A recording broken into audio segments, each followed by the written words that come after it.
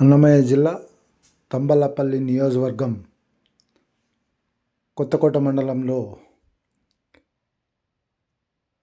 రాత్రి విజిలెన్స్ అధికారులకు పట్టుబడ్డ రేషన్ బియ్యం దాదాపు 28 క్వింటాలు పక్కా ఆధారాలతో పట్టుకొని రెవెన్యూ ఆఫీసర్కి సిఎస్డిటికి అప్పగించడం జరిగింది. సిఎస్డిటి ఈరోజు కేసు నమోదు చేసి దర్యాప్తు ప్రారంభించినటువంటి తరుణం. పోలీసులు, ఉన్నతాధికారులు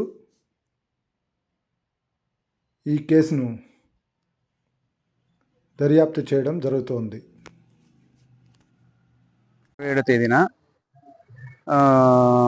ఒక బొలోరోలో 60 బిట్లు బియ్యం వేసుకొని మదనపల్లి నుంచి కర్ణాటక పోతా ఉంటే విజిలెన్స్ అధికారులు వచ్చిన ఇన్ఫర్మేషన్కు విజిలెన్స్ అధికారులతో కంపెనీ చేసి సదర్ వెహికల్ను అటాక్ చేసి దానిపైన తనిఖీ చేసిన దానిలో బియ్యంను గుర్తించి మేమంతా 6A కేసు పంచనామా తయారు చేసి దానిపైన తదుపరి యాక్షన్ పోలీస్ స్టేషన్కి కూడా హ్యాండ్ ఓవర్ చేసినాము. తదుపరి జిల్లా కలెక్టర్ కూడా రిపోర్ట్ పంపించేసి చర్యలు తీసుకుంటాము. అక్కడ అది ఎన్ని క్వింటాలు? 28 క్వింటాలు. 28 క్వింటాలు. అతని పేరు వచ్చేసి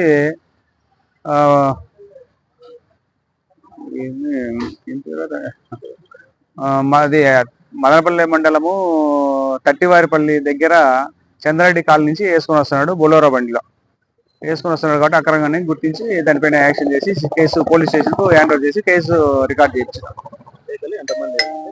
ఒక డ్రైవర్ ఒకరే.